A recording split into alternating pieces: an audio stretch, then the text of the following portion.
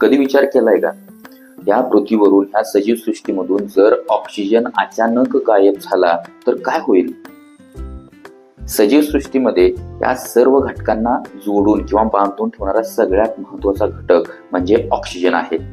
अनेक पदार्थांच्या रासायनिक संघटनामध्ये किंवा रासायनिक जे काही बंध आहेत त्याच्यामध्ये ऑक्सिजन अतिशय महत्वाचा घटक आहे.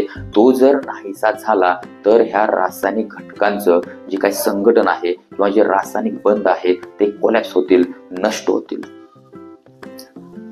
आपल्याला सर्वात पहिल्यांदा फरक हा जाणवेल की आकाश जे आहे ते आपल्याला निळसर दिसणार नाही, तर ते आपल्याला काळं जाणवेल.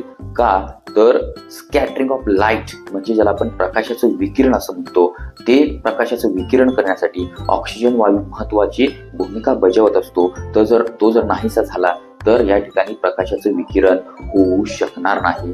त्याचबरोबर आपल्या इमारती, ज्या मोठमोठ्या इमारती आपण बांधलेल्या आहेत त्याच्यामध्ये वापरलेले अनेक घटक जे आहेत ते रासायनिक बंधाने जोडले गेलेले आहेत. जर ऑक्सिजन नाहीसा झाला तर ते बंध तुटतील आणि ह्या मोठमोठ्या इमारती जमीनदोस्त होताना दिसतील, उद्ध्वस्त होताना दिसतील.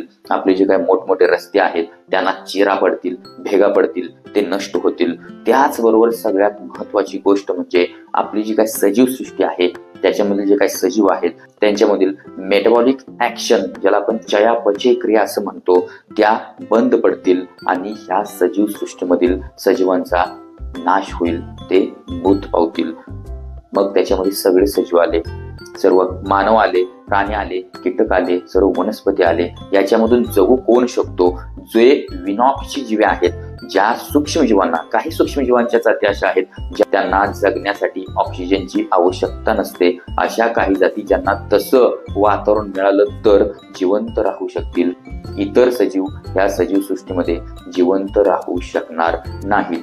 त्याचबरोबर समुद्रात जे काय पाणी आहे त्या पाण्याचं संघटन सुद्धा बदलेल, त्याच्यामध्ये मोठे बदल होतील आणि त्यामुळे समुद्रामधील पाण्याच्या प्रचंड मोठ्या लाटा आपल्याला उसळताना बघायला मिळतील. त्याचबरोबर आपल्या रस्त्यावरून वाहणारी जी काही वाहनं आहेत, पेट्रोल, डिझेल याच्यावर चालणारी, या वाहनांना सुद्धा ज्वलनासाठी ऑक्सिजनची आवश्यकता असते. जर ऑक्सिजनच नाही मिळाला त्या इंधनाचं ज्वलन होऊ शकणार नाही, त्यामुळे रस्त्यावरील वाहने ही त्वरित बंद पडतील. त्याचबरोबर आकाशातून उडणारी जी काही विमाने आहेत त्यांना सुद्धा इंधनाची, फ्युलची आवश्यकता असते आणि त्या इंधनाचं ज्वलन होण्यासाठी, ज्याला आपण कंबशन ऑफ फ्युल असं म्हणत असतो, त्यासाठी ऑक्सिजनची गरज असते. त्यांनाही जर ऑक्सिजन नाही मिळाला तर ही आकाशामध्ये उडणारी जी काही विमाने आहेत ते सुद्धा काय होतील, त्वरित जमिनीवर कोसळतील आणि मोठ्या दुर्घटना घडून येतील. थोडक्यात ऑक्सिजन हा वायू नष्ट होणं किंवा नाहीसा होणं म्हणजे फक्त एक वायू नाहीसा होणं असं नाही, तर ह्या पृथ्वीवरील संबंध जी काही सजीव सृष्टी आहे तिचाच नाश होणं असं आहे. माणसाच्या अति हव्यासामुळे पर्यावरणाचं फार मोठं नुकसान होत आहे. फार मोठ्या प्रमाणात प्रदूषणही घडून येत आहे आणि याचा परिणाम पर्यावरणातील ह्या ऑक्सिजन सारख्या वायूंवर मोठ्या प्रमाणात होताना दिसून येत आहे. त्यासाठी आपण प्रदूषण कमीत कमी कसं होईल याकडे लक्ष दिलं पाहिजे.